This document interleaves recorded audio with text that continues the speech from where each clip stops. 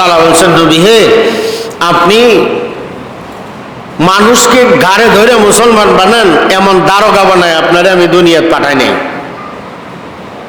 মানে কেউ শুনতে চাবে না, কেউ মানতে চাইবে না, তার জোর করে মানানোর দরকার নেই, জোর করে শোনানোরও দরকার নেই। তবে এইটা সত্য কথা, বিভিন্ন রুটে ঘাটে বের হইলে দেখা যায়, বিশেষ করে ঈদের চাঁদ রাত্রে এই অবস্থাটা বেশি দেখা যায়। রাস্তার ভিতরে সাউন্ড বক্স একটা লাগায়া গান ছাড়ছে, তো মানুষের অভাব নাই। কিন্তু দিন শিখাইতে গেলে, কোরআন সুন্নাহর কথা মানুষকে বলতে গেলে সেই জায়গায় মানুষের অভাব, মানুষ থাকে কম। কারণ নবী আলাইহিস সালাম হাদিসের ভিতরে বলছেন, যখন দ্বীনি মজলিসগুলোর ভিতরে মানুষের সমাগম কমবে, বোঝা যাবে মানুষের ভিতরে ঈমানি দুর্বলতা বেড়ে গেছে। যখন মানুষের ভেতরে পারিবারিক, সামাজিক প্রত্যেকটা দিক দিয়ে যখন গুনাহ জর্জরিত হয়ে যায়, তখন মানুষের ভেতরের থেকে দ্বীনের মহব্বত উঠে যায়। আমি প্রায় জায়গায় বলি, হুজুর কষ্ট না নিলে পানির বোতলটা দেন, বুঝাইবার জন্য বলতেছি। খুলেন না, খুলেন না, আমার দিকে তাকান। আজকে ওয়াজ না, এটা হলো ক্লাস, কোরআনের ক্লাস। ওয়াজ মাহফিল তো মাঠে হয়। আমার হাতের দিকে তাকান, এটা খাবার পানি না? কথা বলেন, খাবার পানি। যে কাউকে দিলে পানিটা খাবে, কিন্তু এই পানিটার ভেতরে আমি আধা চামচ পরিমাণ কাদা ছেড়ে দেব, পানিটা কি পরিষ্কার থাকবে? এই পানির তুলনায় কাদা মাটি কম না বেশি? বলেন। এই পানির 100 ভাগের 1 ভাগও হবে না, আরো কম হবে, তাই না? তাহলে বোঝা গেল এইখানে ভালো জিনিস বেশি, খারাপ জিনিস অল্প। এই ভালো জিনিসটার সাথে খারাপ জিনিস অল্প মিশে যাওয়ার কারণে এই ভালো জিনিসটাও খাবারের অনুপযুক্ত হয়ে গেছে। কথাটা বুঝতে পারছি? মানুষের গোটা জিন্দেগি 70 বছরের হায়াত, কথা বুঝছেন ভালো করে। আপনার 70 বছরের হায়াতে জিন্দেগির ভেতরে একদিনের 1 মিনিটের একটা গুনাহ যদি আপনার জীবনের সাথে জর্জরিত হয়ে যায়, জড়ায় যায়, আপনার গোটা 70 বছরের জীবনের ইবাদত বরবাদ। কথা বুঝতেছেন আমার? সেটা কেমন? আমি আমার ব্যক্তিগত জীবন থেকে বলি। সিত্তার হাদিসের কিতাব 6টা, বুখারী, মুসলিম, আবু দাউদ, তিরমিজি, ইবনে মাজাহ, মুয়াত্তা মালিক, মুয়াত্তা মুহাম্মদ, 6টা কিতাব। আমি এই হাদিসটুকু পাওয়ার পরে আমার নিজের জীবন পরিবর্তন হয়ে গেছে। একটা হাদিস, হয়তো পুরাটা পড়বো না, অল্প একটু পড়ি। হাদিস আল্লাহর রাসূল বলছেন, মান সান্না ফিল ইসলামে সুন্নাতান হাসানা ফালাহু আজরুহা ওয়া আজরু মা আমিলা বিহা ওয়া মান সান্না ফিল ইসলামি সুন্নাতান সাইয়্যা ফালাহু বিজরুহা। আল্লাহর রাসূল বলেন, যখন কোনো মানুষ দুনিয়ায় কোনো ভালো কাজের তরিকা বানায় যায়, ভালো কাজের কোনো মাধ্যম যদি কেউ বানায়, কিয়ামত পর্যন্ত সে এই ভালো কাজের সওয়াব তার আমলনামায় পাইতে থাকবে। কিন্তু যদি কেউ একটা খারাপ কাজের মাধ্যম বানায়, বুঝছেন ভালো করে, ভালো কাজের সওয়াবের মাধ্যম যদি বানানো হয়, যেমন এই মানুষটা মারা গেলেও এই ভালো কাজের সব, একটা মানুষ কবরের ভেতরে থাকলেও সে কবরের ভিতরে থাইকা পাইতে থাকবে। ঠিক তেমনি কেউ যদি একটা খারাপ কাজের মাধ্যম যদি দুনিয়ায় বানায়, কিয়ামত পর্যন্ত তার আমলনামায় এই খারাপ কাজও তার আমলনামায় ঢুকতে থাকবে। নাউজুবিল্লাহ কর। এখন মনে করেন খারাপ কাজের মাধ্যমটা আপনি কেমনে বানান? আপনি কোনো কাজ করেন নাই, মনে করেন সহজভাবে বলি, একজন মানুষ শরাব বিক্রি করে, শরাব মসজিদের জন্যে, ওই যেটা গ্রাম্য ভাষা সেটা বললাম না, একজন মানুষ শরাব বিক্রি করে। শরাব পান করা কি হালাল না হারাম? বলেন বলেন, হালাল না হারাম? হারাম। কিন্তু যেই লোকে বিক্রি করে সে খায় না, খায় হলো আরেকজন। এখন যিনি এটার ব্যবসা করতেছেন উনি সেটা খায়ও না, সেটা পছন্দও করে না, কিন্তু যেই লোকটা খায় সে পছন্দও করে, সে কিনে নেয়, সে ব্যবসা করে না, কিন্তু এখন সে তার কাছ থেকে কিনে নিল। বাস, এই যেই লোকটা শরাব পছন্দও করে না, খায়ও না, কিন্তু বিক্রি করলো, হাসরের মাঠে যখন আল্লাহ তারে উঠাবে, ইয়া আবদি ইকরা কিতাবাকা কাফা বিনাফসিকাল ইয়াউমা আলাইকা হাসিবা, বান্দা তোমার আমলনামাটা একটু তুমি পড়া আমারে শোনাও। আল্লাহ তাআলা বান্দারে উঠায়া বলবে, বান্দা তোমার আমলনামাটা একটু আমারে পড়া শোনাও। ওই সময় যখন আপনার আমলনামার খাতা আপনি বের করবেন, দেখবেন আপনার জীবনে হাজার হাজার টন শরাব পান করার গুনাহ। নাউজুবিল্লাহ। মানে আপনার আর শরাব পান করার গুনাহ কামাই করার দরকার নাই। এই যে যার কাছে বিক্রি করলেন, সে যা খাবে, যারাই এখান থেকে কিনে নিয়ে খাবে, প্রত্যেকটা শরাব পান করার এই গুনাহ যে লোক বিক্রি করলো তার আমলনামায় আসবে। সে কিন্তু খায় নাই, খাইছে আরেকজন। এই জন্যে এই সিস্টেমটার নাম হলো খারাপ কাজের মাধ্যম। এমন মাধ্যম না বানানো, কারণ আপনি এমন একটা মাধ্যম বানায় কবরে চলে গেছেন। আরো সহজভাবে কই, আজ থেকে 30 বছর আগে যে সমস্ত নায়ক নায়িকারা ফিল্ম ইন্ডাস্ট্রিতে ছবি বানাইতো, যারা ছবির অভিনয় করত, বলেন তো এরা মরার পরে, মরার 1 সপ্তাহ বা 1 মাস আগে আল্লাহ বিল্লাহ করছে কি করে নাই? কথা হয় না? আল্লাহ বিল্লাহ করে না? হেরাও দুয়া চায়, তারাও কয় হুজুরের ডাইখানাটা তো একটু তো অবরায় দেন।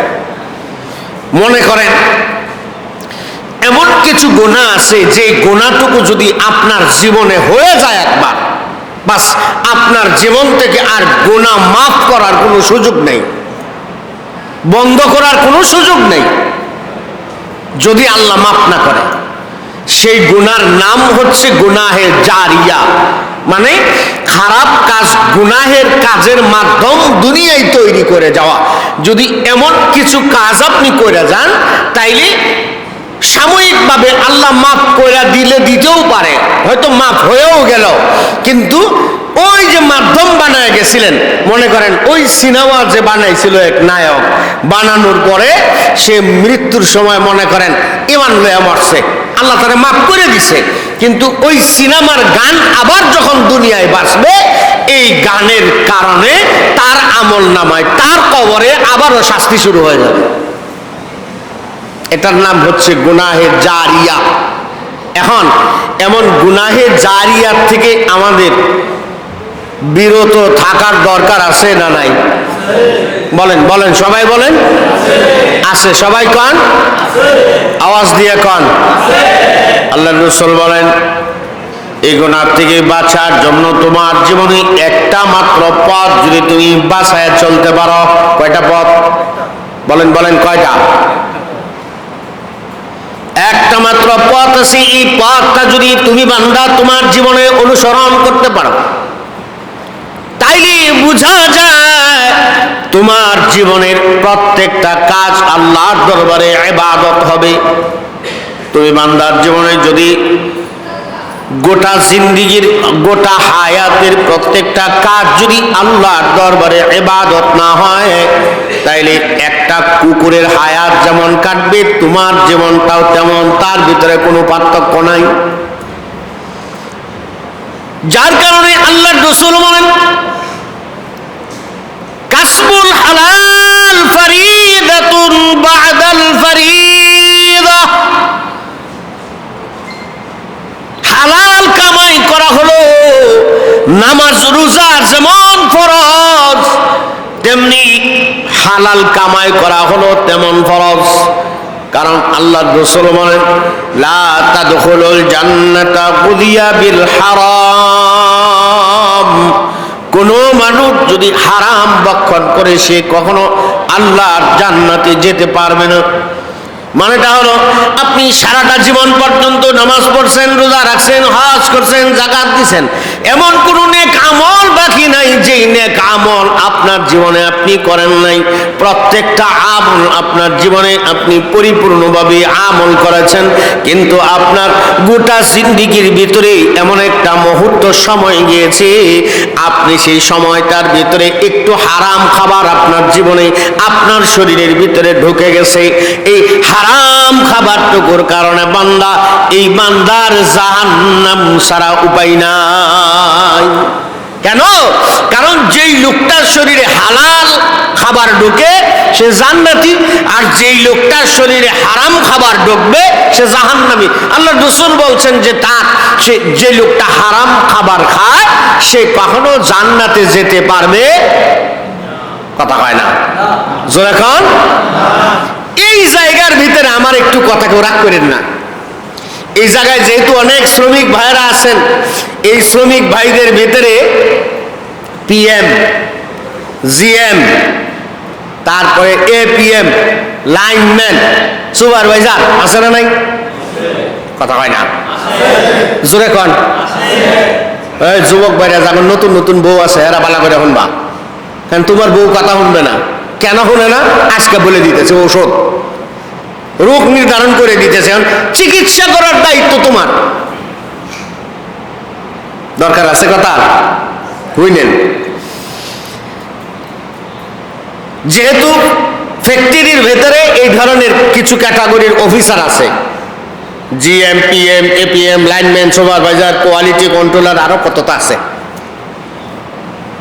মনে করেন একজন মানুষের বেতন হলো 20,433 টাকা, 20,433 টাকা বেতন। এখন বেতনটা দেওয়ার সময় 1 টাকা বাকি নাই। 33 টাকা দিতে গেলে তো 1 টাকা লাগবে না, কি কর লাগবো তো। এখন একটা ফ্যাক্টরির ভিতরে 10,000 শ্রমিক, আপনি চিন্তা করছেন যে আমার বাসা ভাড়া দিতে হবে, বাজারের ব্যবস্থা করা লাগবে, মাস 5 তারিখ যাইতে বাসা ভাড়া দিতে হয়, বেতন যদি না নেই, আপনি 1 টাকা যেহেতু নাই, 1 টাকার লাগে 20,000 হয়ে যাবো।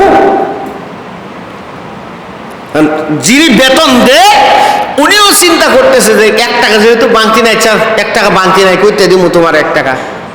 কিন্তু তার আসল টার্গেট হলো 10,000 শ্রমিক বেতন নিলে যদি 1 টাকা করে আমি রাইখা দিই, তাহলে রইল কত? কথা বুঝছেন? কয় হাজার রইল? ঠিক হ্যাঁ, কি 10,000 রাখছে না 1 টাকা রাখছে? এই 1 টাকায় 10,000 শ্রমিকের কাছ থেকে রাখার কারণে টাকার অঙ্ক দাঁড়ালো 10,000, কিন্তু টাকা রাখছে 1টা। বাস, এই লোকটার জীবনে আর আল্লাহর কাছে মাপ পাওয়ার কোনো সুযোগ নাই। কেন? যে পর্যন্ত এই 10,000 শ্রমিকের কাছ থেকে মাপ না আনবে, সেজদায় পড়ে কাঁদলেও লাভ নেই। এই কথাগুলো যেহেতু মসজিদ ভিত্তিক এই ইসলাহি মাহফিল, ইসলাহের মানেই হচ্ছে ধোয়া, কাপড় কাচার মতো। সামান্য ছোট্ট দাগ পড়লে পানি দিয়ে ধুইলে উঠে যায়, যদি দাগটা না উঠে সাবান লাগায়, তাও যদি না হয় কাপড় কাচা সাবান, এরপরও না হইলেও ডিটারজেন্ট পাউডার দেয়, তাও উঠে না, সোডা দিয়া ব্লিচিং পাউডার দিয়া জাল দে, হয়তো দাগ উঠবো, নইলে কাপড় ছিঁড়বো। ঠিক এই বিষয়টাও এমন। قد أفلح من تزكى وذكر اسم ربه فصلى আল্লাহ তাআলা বলেন ওই লোকটাই হলো দুনিয়াতে সবচেয়ে বড় কামিয়াব, সবচেয়ে বড় সফল কাম, যে লোকটা তার দিলের গুনাহগুলোকে পরিষ্কার করতে পারছে, দিলটারে পবিত্র বানাইতে পারছে। সুবহানাল্লাহ বলেন জোরে। আল্লাহ রাসূল বলেন, সাহাবায়ে কেরাম জিজ্ঞেস করলেন, নবী গো কিভাবে আমাদের দিল আমরা পবিত্র বানাবো, কেমনে আমাদের সব নেকিগুলো পরিশুদ্ধ করব, কিভাবে আমাদের এই দিলটারে সুন্দরভাবে পরিষ্কার করব? আল্লাহর রাসূল সাহাবীদেরকে বলেন, ওয়াযাকারা ইসমা রাব্বিহি ফাসাল্লা, আল্লাহর নামের জিকির আর হলো বান্দার জীবনের নামাজ। জিকির আর নামাজ এই দুইটা জিনিসের মাধ্যমে মানুষের কলব পরিষ্কার হয়ে যায়। জিকির আর নামাজ। এখন আজকে যদি আমি জিজ্ঞেস করি, বলেন তো আজকে ফজর থেকে এশা পর্যন্ত কয়জনে পাঁচ ওয়াক্ত নামাজ পড়ছে? হাত তুলেন না। খালি ওয়াজ হলে ঠিকই, কিন্তু সেই কাজ করলে নিজের দিল পরিষ্কার হয়, সেই কাজের দিকে মানুষ ধাবিত হয় কম। কারণ তার মনের ভিতরে চিন্তা একটা, এখন যৌবন কাল যা আছে কামাই করে লই, যখন বুড়ো হবো তখন তো আর কামাই করার শক্তি থাকবো না, এই জন্য আগের থেকে হালাল হারামের কোনো বাছ বিচার নাই, যা আছে সব খায়। আছে না নাই? এই কারণে নিজের দিলের ভিতরে পরিবর্তন নাই। যখন কোনো ফ্যামিলির ভিতরে হারাম কামাই ঢোকে, সন্তান কথা শুনবে না, বউয়ের কথা শুনবে না, আপনি বউরে কইবেন পর্দায় চলতো, জীবনেও পর্দা করবে না। কেন? যেমন ভালো জিনিসের সাথে খারাপ জিনিস মিশে গেলে ভালোটাও খারাপ হয়ে যায়, হালাল খাবারের সাথে যদি হারাম খাবার মিশে যায় তখন ওই মানুষটার গোটা শরীরটা নষ্ট হয়ে যায়। এই কারণে কাসবুল হালাল বা'দাল ফরিদাতুন বা'দাল ফরিদা, হালাল কামাই করা সেটা হলো নামাজ রোজা যেমন ফরজ, এমন ফরজ হচ্ছে হালাল কামাই করা। কামাইয়ের ক্ষেত্রে হালাল নিজের দিল পরিষ্কারের মাধ্যম, আল্লাহর নামের জিকির নিজের দিল পরিষ্কারের মাধ্যম, নামাজ নিজের দিল পরিষ্কারের মাধ্যম। এই সমস্ত কাজগুলাই হচ্ছে এই দুনিয়াতে ভালো কাজের মাধ্যম। তার ভিতরে আজকের এই আয়োজনও একটা। এই কাজগুলোর ভেতরের থেকেও কিছু কিছু মানুষ এমন চিন্তা করে যে নিজের টাকা খরচ করে, নিজের কামাইয়ের টাকা খরচ করে ওয়াজ মাহফিল দিমু, এতে তো লস, তার চাইতে যদি গান বাদ্যের আয়োজন করি, যেই টাকা খরচ করবো আর অর্ধেক পয়সা থাকবো, লাভটা বেশি। এই যে এই সমস্ত বিষয়গুলা হলো নেক সুরতে ধোঁকা। মানুষের এই নেক আমলগুলার ভেতরে শয়তানের এই ধোঁকার থেকে নিজেরে বাঁচানো। যার কারণে ছোট্ট কথা, মাত্র 4টা আমল আজকে দিয়ে যায়, 4টা আমল মাত্র। একটা মানুষের দৈনন্দিন জীবনে যদি তার নিজেকে আল্লাহর সামনে পরিপূর্ণভাবে একজন আবেদ মানুষ বানায় উঠাইতে চায় আল্লাহ তাআলার সামনে, তাইলে তার জীবনে এই 4টা আমল বড় জরুরি বিষয়।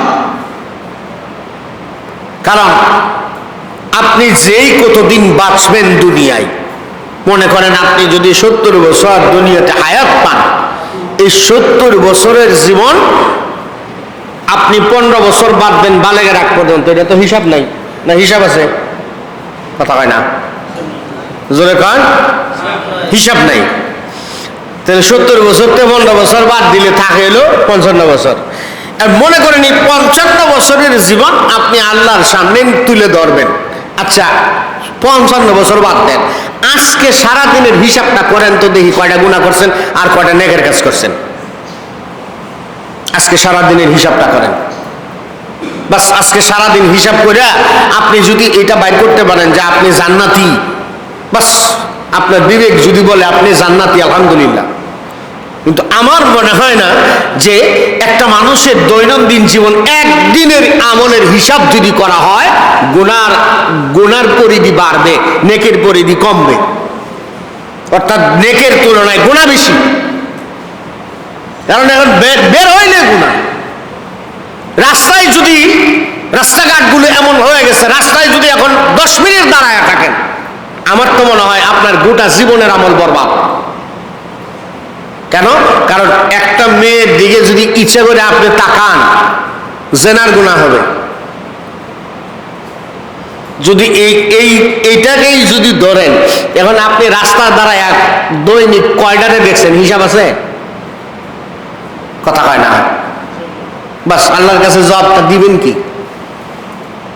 সারা জীবন আপনি গুনাই থাইকা, সারা দিন আপনি গুনার ভিতরে থাইকা, আপনি এক মুহূর্ত সময় আসলেন মসজিদে নামাজ পড়ার জন্য, বাস এই ভালো পানির ভিতরে কাদা পানি ঢুকায় যে উদাহরণ দিলাম, সারা দিন গুনার ভিতরে লিপ্ত থাইকা মসজিদে আইসা নামাজ পড়া যে কথা, এই ভালো পানির ভিতরে কাদা পানি ঢুকায় দিয়া একসাথে মিলায় দেওয়া একই কথা। কথাটা বুঝে নিয়েন, এই জন্য বলতেছি। এই জন্যে নিজেকে আগে গুনার থেকে বাঁচাইবার মতন পরিস্থিতি তৈরি করেন। আল্লাহর রাসূল বলেন, একটা মানুষ তার জীবনে দৈনন্দিন জীবনের প্রত্যেকটা কাজ আল্লাহর দরবারে যদি ইবাদত বানাইতে চায়, তাইলে এই 4টা কাজ বান্দা তুমি দুনিয়াতে সবচেয়ে বেশি পরিমাণ করো। কয়টা কাজ জোরে বলেন? আরো জোরে কোন কয়টা? আরবাউন ইদা কুন্না ফিকা ফালা আলাইকা মা ফাতাকা মিনাদ দুনিয়া হিফজু আমানাতিন ওয়া সিদকু হাদিসিন ওয়া হুসনু খলিকাতিন ওয়া ইফাতু তুমাতিন। এই 4টা কাজ একটা বান্দার জীবনে সবচেয়ে জরুরি বিষয়। তার মধ্যে 1 নাম্বার একটা বলে দিছি, হালাল কামাই। 1 নাম্বার কি বলছি? বলেন বলেন, 1 নাম্বার কি? আরো জোরে কান। এখন এই কথার মধ্যে আরেক কান কথা বলে দিয়ে মনে গেছে, সুদি ব্যাংক। সুদি ব্যাংক আছে না নাই? আছে। এই সুদি ব্যাংকে যারা চাকরি করে, বাস এদের কামাইয়ের হালালের কোনো স্রোত নাই। যেই সমস্ত ব্যাংকগুলোর ভিতরে সুদি কারবার হয়, হারাম কামাই। আপনি যা কামাই করবেন, যদি আপনার কামাইটা হারাম হয়, আপনার ফ্যামিলির প্রত্যেকটা মানুষ এই কামাইয়ের ভিতরে অংশীদার। আপনি কামাই করে আনেন, আপনার ফ্যামিলির সবাই খায়। এখন কামাই করছেন আপনি একলা, কিন্তু গুনার ভিতরে লিপ্ত করছেন আপনার ফ্যামিলির প্রত্যেকটা মানুষরে। এই জন্যে 1 নম্বর বিষয় বলে দিলাম, হালাল কামাই করা। ইনশাআল্লাহ বলেন, জোরে বলেন। আল্লাহ যেন সবাই হালাল কামাই করার তৌফিক দেন। আমিন, জোরে কন। হালাল কামাই করলে লাভও আছে। 1 নম্বর লাভ রিজিকে বরকত। 1 নম্বর লাভ কি? জোরে কান। রিজিকে বরকত হবে। 2 নম্বর লাভ ইবাদতে মজা আসবে। 3 নম্বর লাভ আপনার হায়াতে বরকত হবে। 4 নম্বর লাভ আপনার স্ত্রী পরিবারের ভিতরে শান্তি ফিরে আসবে। আমি চ্যালেঞ্জ করলাম, যদি কসম করে বলি হানেস হব না, যে সমস্ত লোকগুলা কোটিপতি বর্তমানে, যারা ইবাদতওয়ালা না, কোটিপতি, আপনি খুঁজে দেখেন একটা পরিবারেও শান্তি নেই। কেন? হয়তো ডায়াবেটিসে ধরছে, হার্টের রোগে, সুগার বেশি, চলতে পারে না, নামাজ পড়তে পারে না, শেয়ার লাগে, মোরা লাগে। ঠিক না বেঠিক? জোরে খান। যার শরীরে শান্তি নেই, তার পরিবারে শান্তিটা করতে হবে গুড়ার ডিম। এই জন্যে যদি হালাল খাবার খাওয়া যায়, আরো সব আছে। ইমাম আহমদ ইবনে হাম্বল রহমতুল্লাহ আলাইহি লিখছেন, ওনার এক শাগিরদের কথা বলি, শুনেন। ওনার জীবনে প্রতি মাসে শেষ সপ্তাহ উনি দূরে চলে যেতেন দাওয়াতের কাছে। যেমন তাবলিগ আপনার এলাকায় আছে না? তাবলিগের কাজ হয় আপনাদের এই মসজিদে? হয়তো 5 কাজ চালু আছে, কথা হয় না? তালিম চালু হয়, তালিম হয়, হ্যাঁ, এটা করবেন, কাজে লাগবে। আর এখন তো এগুলোর ভিতরে যুবকরা ভয় না, মোবাইল আছে না, মোবাইল শরীফ তো আছেই, আর ফেসবুক শরীফ আর গুগল শরীফ তোর হিসাব নাই। এই জন্য এখন আর যুবকরা কয় এখন এটা হাদিস তো আমরা মোবাইলের মধ্যে পাই নাই। তাই রে, মোবাইলের ভিতরে পাওয়া, নিজের আইন দেখাওয়া আর মায়ের হাতের রান্না খাওয়া আকাশ পাতাল ব্যবধান, ঠিক না বে ঠিক? এই জন্যে তো উনি প্রতি মাসে শেষ সপ্তাহ দূরে চলে যায় দাওয়াতের কাছে। এমন জায়গায় যায় যে জায়গায় অপরিচিত, অর্থাৎ কেউ উনারে চিনে না, কিন্তু পরিচিত জায়গায় যদি যায়, গেলে তো এ চিনে ও চিনে, তখন তো সবাই তাদের আদর যত্ন করবে। এমন জায়গায় যায় যে জায়গায় কেউ ওনারে চিনে না। গেছে এক মসজিদে গিয়ে উঠছে, সারাদিন দাওয়াতের কাজ করার পরে মসজিদের বারান্দায় এসে জায়গা লইছে, ঘুমাইব, মসজিদের ভিতরে থাকবো। খাদেম সব জায়গায় কয়, মুরব্বী কই থেকে আইছেন, বাড়ি কই? আমার বাড়ি অনেক দূরে। এখানে কোথায় আসছেন? এই এলাকার ভিতরে আসছি, আমি কারো বাড়িতে আসি নাই, আমি এই এলাকার ভিতরে দাওয়াতের কাজ নিয়ে আসছি। কয় এখন কই থাকবেন? কয় মসজিদে। কয় না, মসজিদে তাহলে সুযোগ নাই। কয় কে? কয় মসজিদের ভিতরে আপনারা থাকতে দিব, বলে রাইতের বেলা আপনি তালা খুলে লয়ে সব নিয়ে পলায় যাবেন না। চিন্তা করছেন কারে কয়? আহমদ ইবনে হাম্বল রাহমাতুল্লাহি আলাইহি, 4 ইমামের একজন।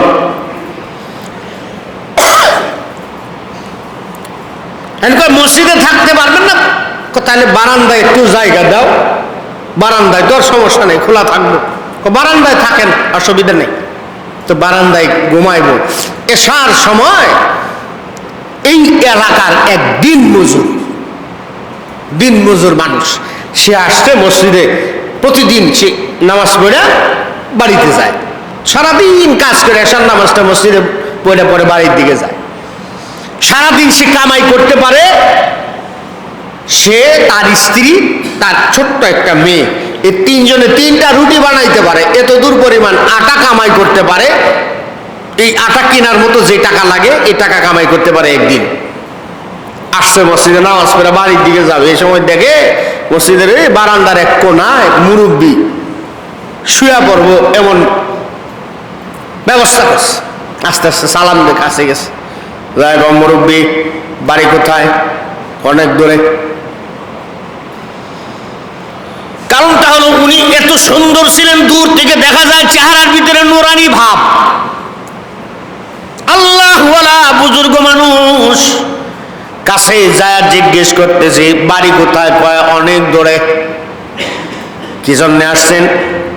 দাওয়াতের কাজে আসছে। চেহারাটা দেখে তো বোঝা যায়, মনে হয় আপনি সারাদিন মনে হয় কিছু খাইতে পারেন নাই।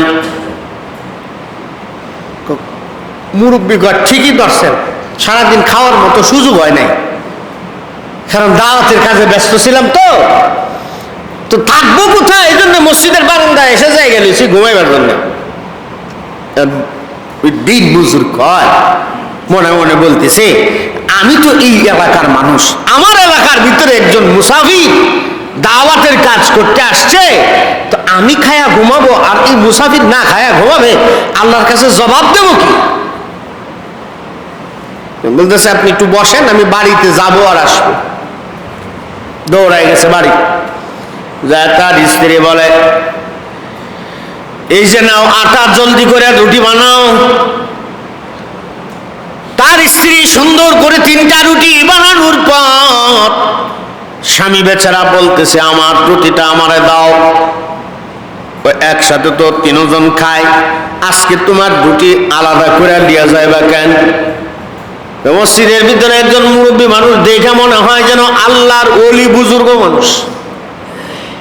লোকটা মুসাফির, এলাকায় আসছে, দাওয়াতের কাজ করার জন্য আসছে। আমি যদি লোকটারে উপবাস রাখি, আমি খায়া ঘুমাই, আল্লাহর দরবারে আমি জবাব দিতে পারবো না, কারণ আমার এলাকার ভিতরে এই লোকটা হলো মুসাফির। সে মেহমান। তার স্ত্রী বলে, তুমি তো সারাদিন পর্যন্ত কাজ করছো, অন্তত তোমার রুটিটা তুমি খাও। আমি তো বাড়িতে ছিলাম, আমার রুটিটা নিয়ে যাও, আমারটা নিয়ে তুমি মুসাফিরে খাওয়ায় দাও, তোমারটা তুমি খাও।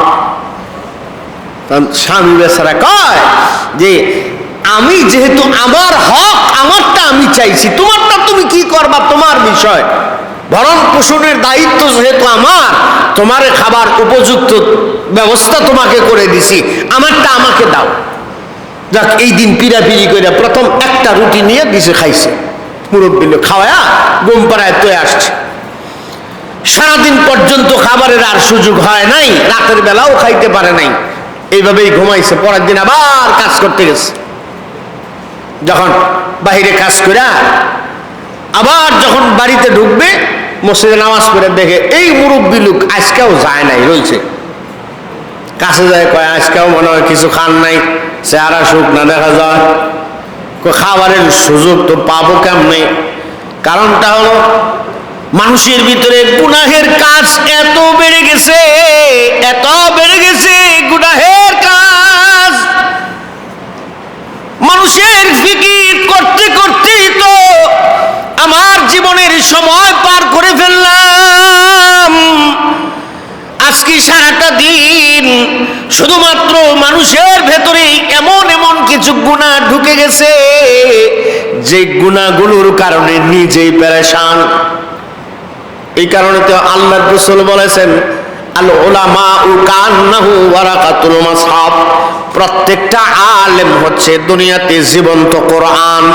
যার কারণে আল্লাহর রাসূল বলেছেন তারা হলো ওয়ারাসাতুল আম্বিয়া, নবীদের ওয়ারিস। তারা মারা গেলেও শহীদ, দুনিয়াতে বাইচা থাকলেও শহীদ। নরমাল ভাবেও যদি মারা যায়, পৌঁছায় দেওয়ার জন্য নবীওয়ালা কাজের এই ফিকির, উম্মতকে গুনাহ থেকে বাঁচাইবার ফিকির, জাহান্নাম থেকে বাঁচাইবার ফিকির প্রত্যেকটা আলেমের দিলে আছে। এই জন্য তারাও মৃত্যুবরণ করার সময় শহীদের মর্যাদা পায়। সুবহানাল্লাহ বলেন। দ্বিতীয় দিন যখন লোকটা আসছে, এসে কয়, খান নাই যেহেতু ঠিক আছে বসেন, আমি বাড়ি থেকে আসি। বাড়িতে গেছে, সেই আর একটা রুটি লইছে। তো এই দিন তার স্ত্রী কয়,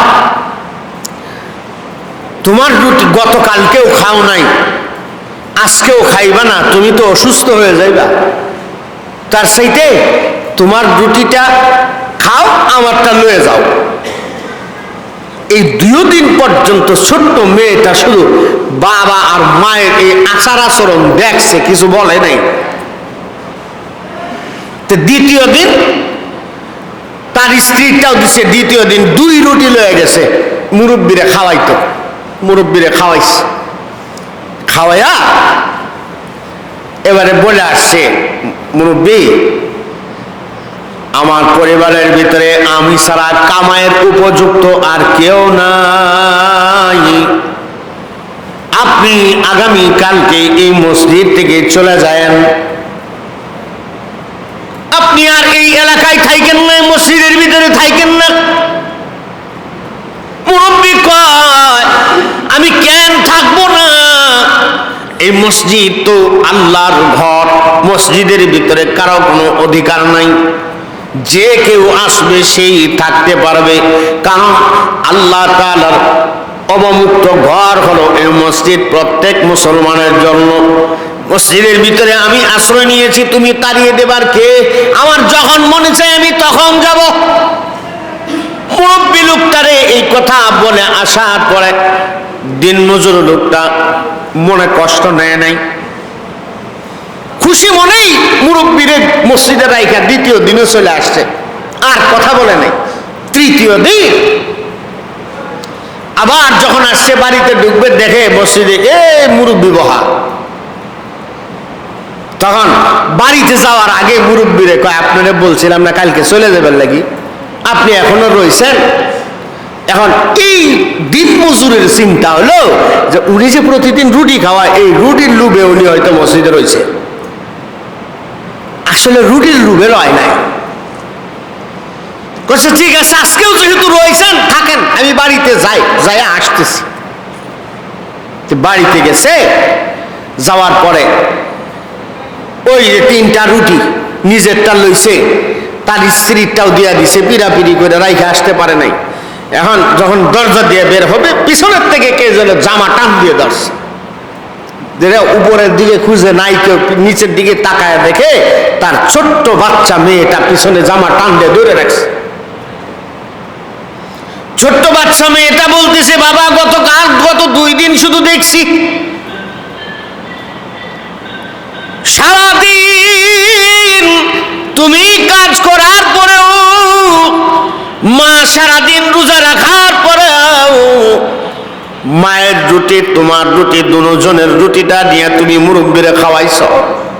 তার মানে জীবনেও কষ্ট করেছ, এরপরেও তোমার এই কামাইটুকু নিয়ে তুমি এই মুরব্বিরে খাওয়াইছ, মানে তোমার আল্লাহরে রাজি করার দরকার। বাবা 2 দিন পর্যন্ত শুধু তাকায়া তাকায়া দেখছি, কিছু বলি নাই। তোমাদের যেমন আল্লাহরে রাজি করার দরকার, আমারও তো আল্লাহরে রাজি করানোর দরকার। ছোট্ট বাচ্চা মেয়ে বলতেছে, কেন? এই জায়গা থেকে বড় বড় দার্শনিকরা শিক্ষা দিয়েছেন, বাবা মায়ের নেক আচরণ, সৎ আচরণ সন্তানের দিলে প্রভাব পড়ে।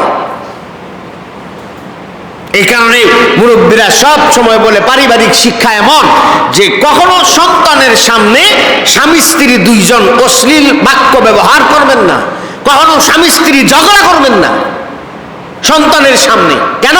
কারণ আপনি এই ছোট বাচ্চার সামনে যেই কথাগুলো আপনি বইলা আপনার স্ত্রীকে গালি দিবেন, কত কথা বলবেন, এই সব কথা এই সন্তানের দিলে গাইতে থাকবে, আপনার কাছ থেকে এই আচরণ শিখবে। এই জন্যে ছোট বাচ্চাদের সামনে, নিজের সন্তানদের সামনে কখনো ঝগড়া বিবাদ না করা পারিবারিক শিক্ষা। ইনশাআল্লাহ বলেন, আল্লাহ কবুল করো, আমিন জোরে কান। আর এখন কেমনে শিখবো? ইন্ডা বয় জামাই, এদিকটা বসে বউ, মাঝখানে বহায় বাচ্চারে, বসে সামনে খাবার, সামনে দিয়ে সারা শয়তানের বাক্স আছে না নাই? জামাই বউ মিলে খায়, খানা খায়, টিভি দেখে দেখে খায়।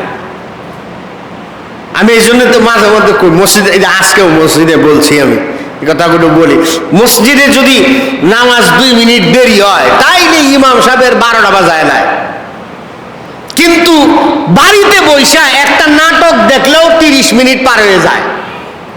30 মিনিটের কম তো নাটকের পর্ব নাই। ওই সময় বয়ে বয়ে তসবি হাতে, তসবি টিপে বয়ে বয়ে আবার নাটক দেখে, হাতে তসবি দেখে, নাটক।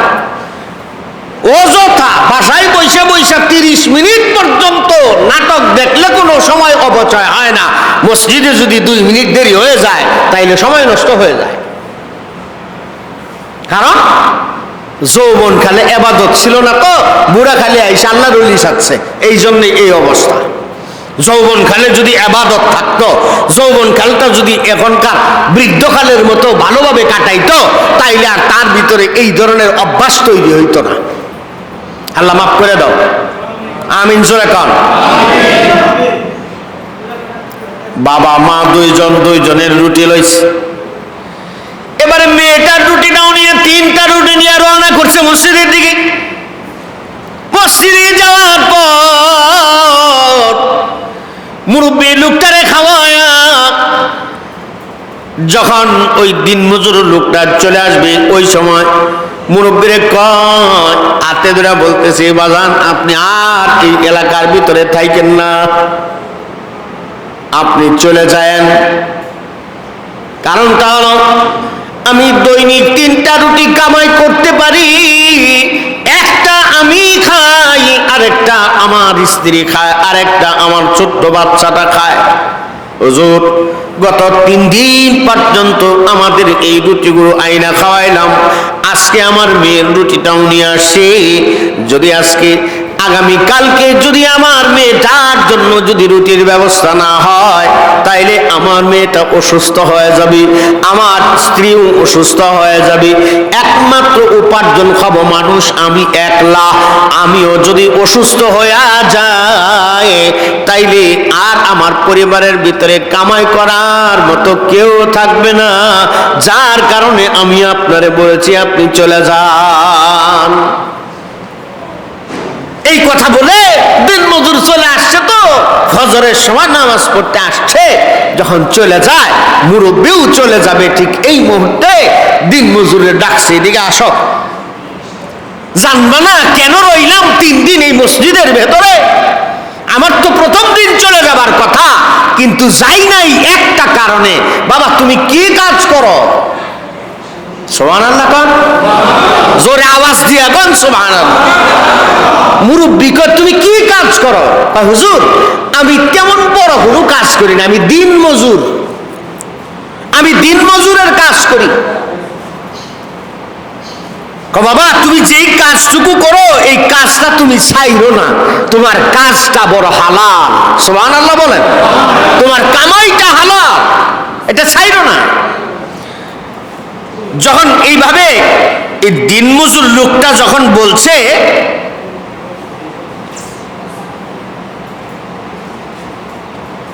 একটু কথা কইল, 1 মিনিট।